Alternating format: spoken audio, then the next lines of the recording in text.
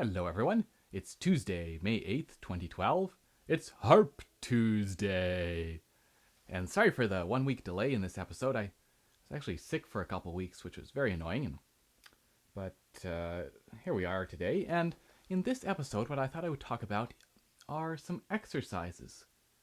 And exercises are an interesting thing. Let's first talk about some of the great parts of exercises and what make exercises very efficient.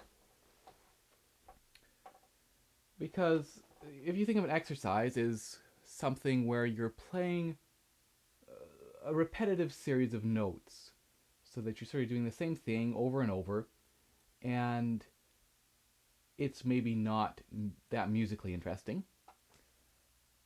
But what it does is it frees our brain to just concentrate on that particular aspect of whatever it is that we're working on. So, for a very basic example, let's say that you're just starting out. Maybe you're playing Twinkle Twinkle Little Star. Or is it whatever it is. And you're working on that, and that requires, there's so much stuff going on that your brain has to process.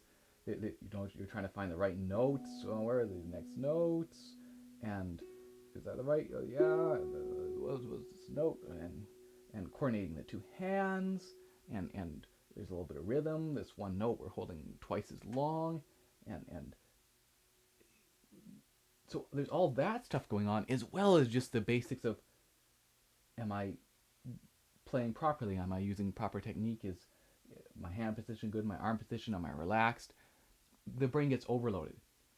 So if we break that down to just a simple exercise of place one finger, place two on the string, let's say place on the C, check, fingers are down, thumbs up, wrists down a little bit, elbows up, arms relaxed, fingers are relaxed, we got this nice kind of 45-degree angle going on, everything looks good, and then let's just close the fingers into the palm, wrap the thumb around. Open up, repeat.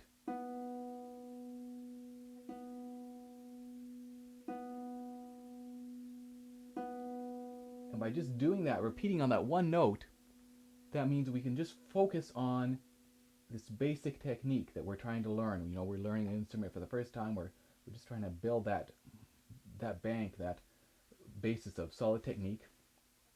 We're not having to worry. We're just going to go back to the C. Watch everything. The thumb's starting to dip down. Let's make sure it stays up. Fingers are starting to curl. Let's make sure we're just closing into the palm. Maybe the arm's starting to drop. Let's make sure that it's up a little bit.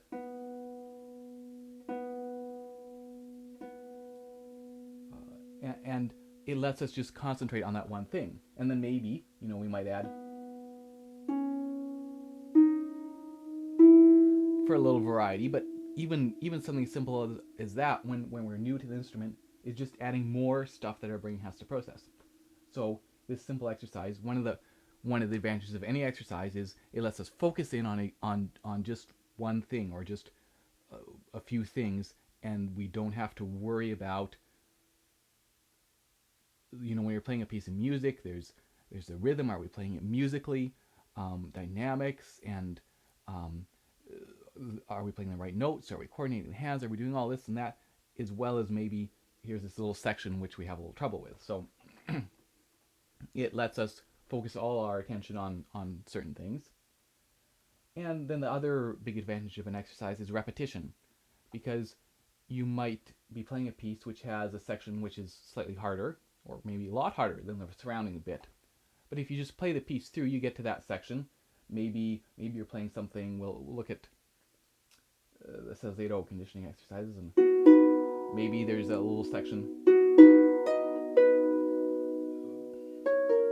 I don't know. Something goes along. Everything's going along fine, and then we have this, and maybe that's hard.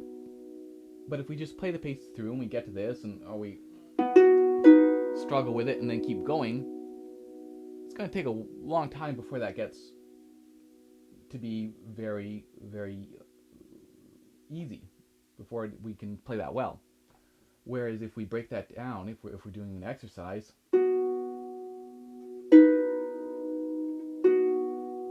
even if it's hard,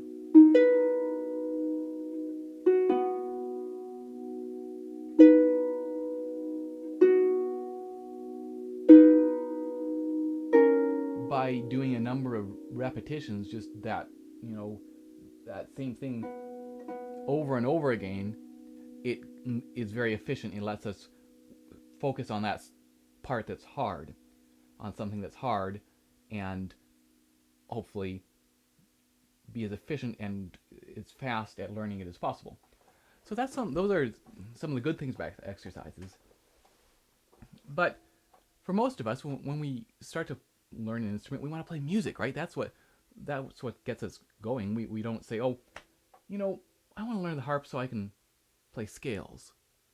No, you want to learn the harp so that you can play music that you've heard other people play, maybe, or for whatever reason, probably you want to play music. And while just doing exercises all day long may be a very efficient way of learning technique, you're not really satisfying that part of you that wants to play music. So that you have to find that balance that works for you in terms of how much are you doing with just exercises and how much are you doing in terms of playing music. And that will vary from person to person. Some people will find it very satisfying to just work a long time on getting some particular exercise to being able to play it really well. And other people will find it that very boring and want to play music. So you should listen to yourself. And I'm a great believer in creating exercises out of the music that you're playing. And I did a 4-part look at Forte's Impromptu, and I talk a lot in there about the various sections where I create exercises out of that for myself. And I think that can be a very satisfying way if maybe you find yourself a little resistant to exercises and find them a little boring. If you're creating them out of the music that you're playing, I think that's much more enticing and much more satisfying. And you also see an immediate use for this exercise that you're playing, and oh, now I can play this piece better because I've worked a lot on this little section, whatever it is. So all that being said, I'm going to talk about 3 sort of broad categories of exercises that I think you should at least pay some attention to. And the first are scales.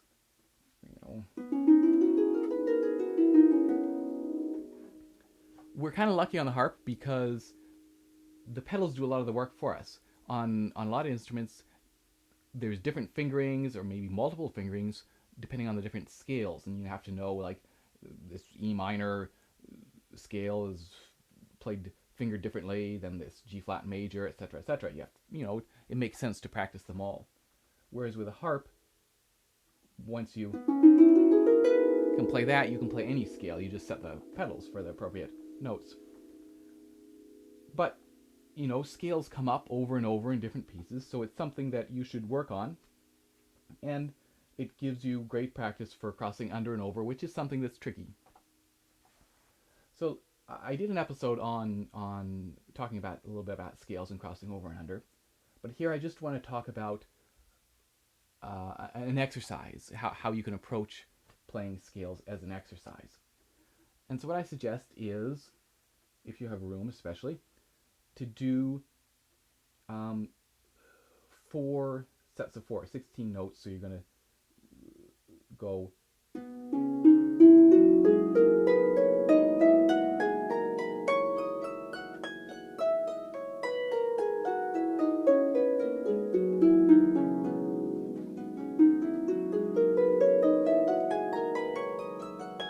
and I think that was 5 actually, wasn't it? That's 5. So it's going all the way up to this A.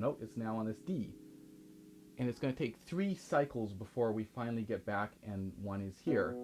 So it means that each finger gets a chance to be 1 on each position and an accent, and this gives you a chance to hear. Is it hard to accent this thumb when you're going up and crossing 4 underneath?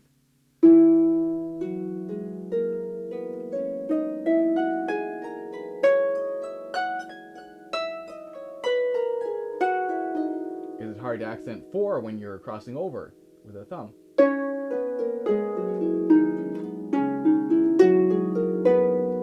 Etc. And you can break down if there is a particular part where you notice, I always have a hard time accenting this 4. I always have a hard time accenting 1 or 2 or 3 or whatever. You could then break that down further and look at that.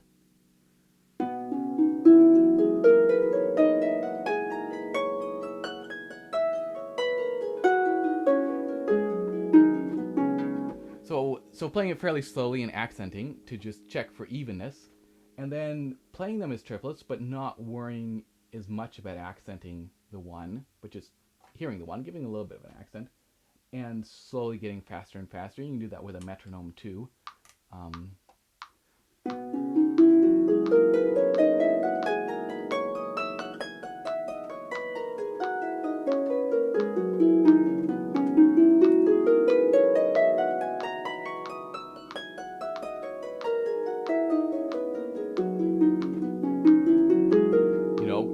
Turning up click by click. So obviously it's awkward when you're doing it with both hands, and I would recommend doing it with both hands, but you might do 2 or 3 cycles before you turn the metronome up a notch. And eventually it's going to be going fast enough that you might drop the left hand out and just play the right hand, and that lets you, of course, operate the metronome with your left hand and see how fast that can go. And of course it's going to get as it goes faster and faster.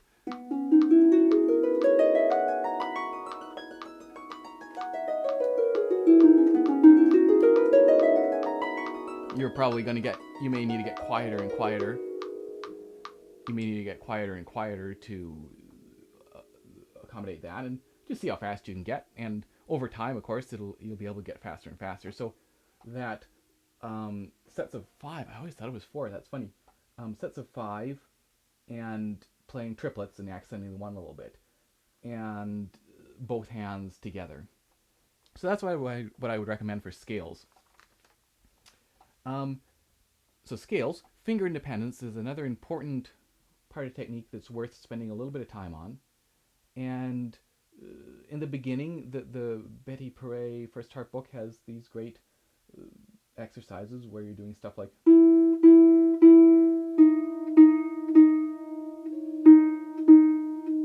having notes placed and playing. And I did an episode again on finger independence, so I'm not going to talk too much about that.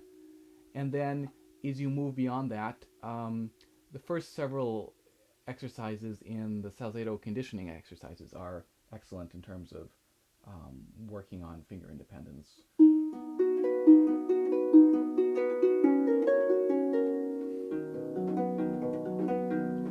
Etc., etc. And again, I touched on that in that episode. But I think it's worth spending some time each day on something like that. And finally, I'm going to suggest working on arpeggios. And I haven't really talked about arpeggios before, I don't think. So let's look at arpeggios. And of course, an arpeggio is where you're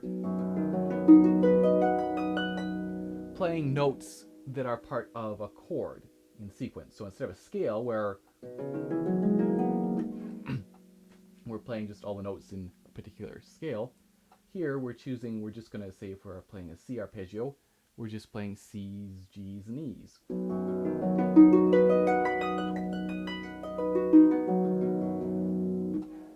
Now, the notes that you choose are going to partly depend on the range of your harp. what I would suggest is making sure that you have um, 4 sets, so that the left hand is both playing notes down here and notes up here, and the right hand is playing notes down here and notes up here. So we go left hand, right hand, left hand, right hand, come back down, left hand, left hand, start back up again. So you might have to do, for example, only 3 notes in each hand if you have a fairly small harp.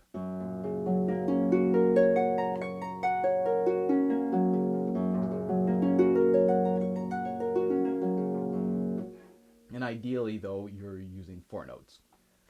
If you are using 4 notes, you ignore the third on the bottom, so that instead of placing all 4 of these strings, you're just going to place the C, G, and C, or if it's a G arpeggio, you're placing G, D, and G. So you're ignoring the third finger on the bottom. And everywhere else, you're playing all 4 notes, which you're ignoring on the bottom. So you got your notes, you know what you're doing, and you can start it slow.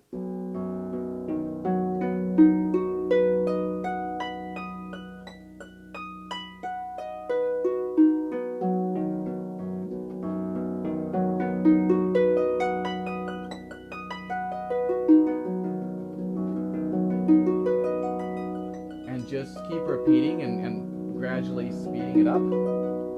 Now let's look at First, let's look at some of the basics, perhaps as you first look at arpeggios. And one of the things to look at is the turnaround on the bottom and on the top, so that, if we're going, that's like a broken chord. Hopefully, shouldn't be too hard. And if we're doing arpeggio just in one direction, it's like an extended broken chord. But if we're going up and down, then when we get to the bottom and have to turn around, you may want to look at that, break that down further, and practice just, so you play these, and you can kind of think about, as you play this bottom note, you're kind of placing it at the same time.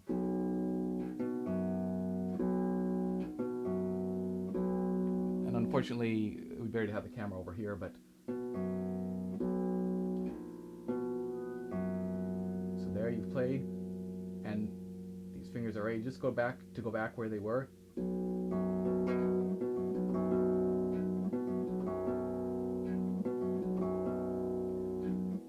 You might find that you get some buzzing with 2, so just be careful and make sure that, and I guess I'll do it with the right hand here,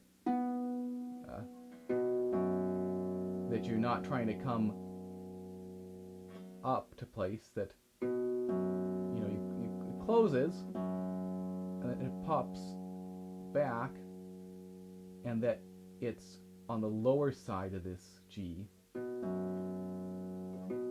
when it goes back and then ready to place on.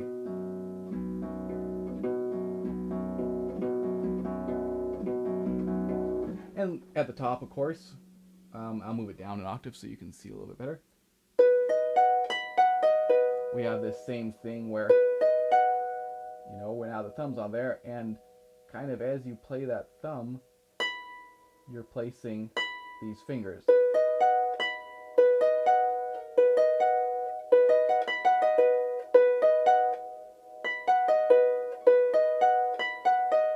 So you can work on that if you're finding that's not as even as you would like, or as easy as you would like. You can practice them in a long, short pattern, which is something that I often will utilize whenever I'm trying to get something even, and it's a good way to sort of build some evenness by kind of counterintuitively playing it uneven. So instead of, we're going to go long, short, long, short, long, short, long.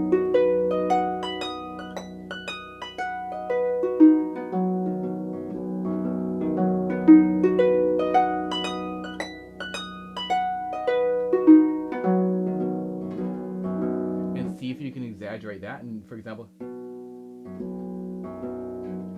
some sections may be harder than others, but just making sure that you have fairly long longs and nice short shorts. And of course, do it the other way, short long.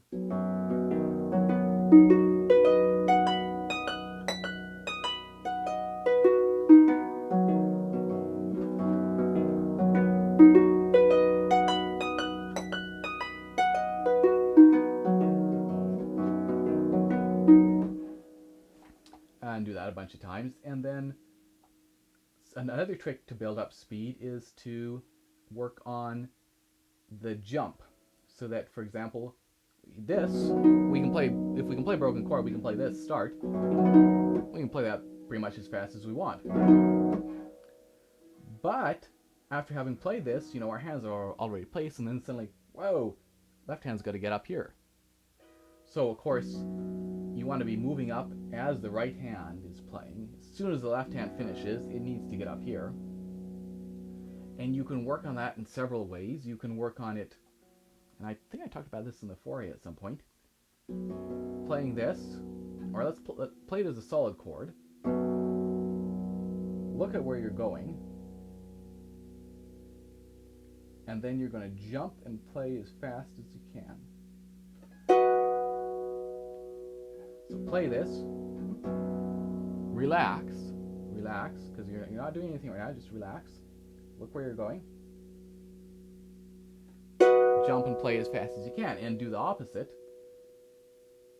Play and jump as fast as you can, and then relax. We're here, it's fine, relax, and then play. And with the right hand, of course.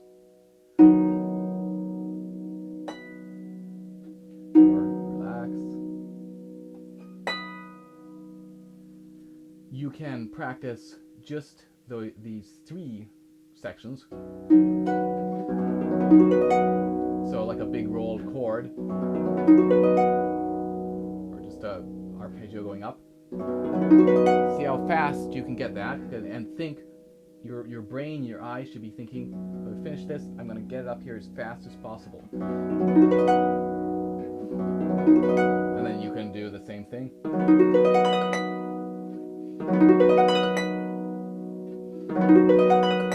Or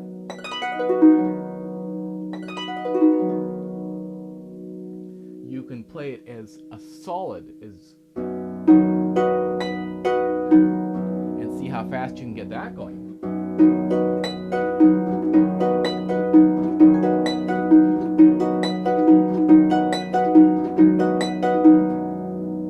And then of course, just as a normal arpeggio, and again starting slow and trying to build up speed.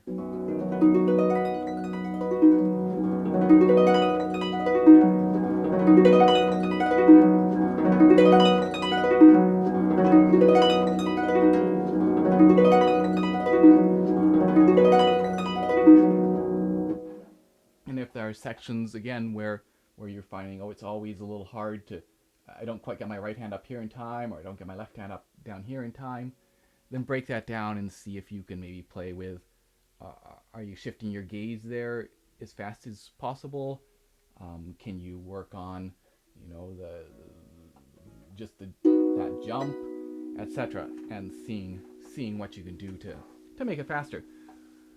So to recap, in terms of exercises, I would definitely suggest spending some time, at least until the point where you feel that you can play these pretty fast and even and loud. So spending some time on scales, finger independence, and again, until maybe at some point you feel that your fingers are pretty independent, and arpeggios. And yeah, I think that's all we have this week. So I will see you in 2 weeks' time. Cheers.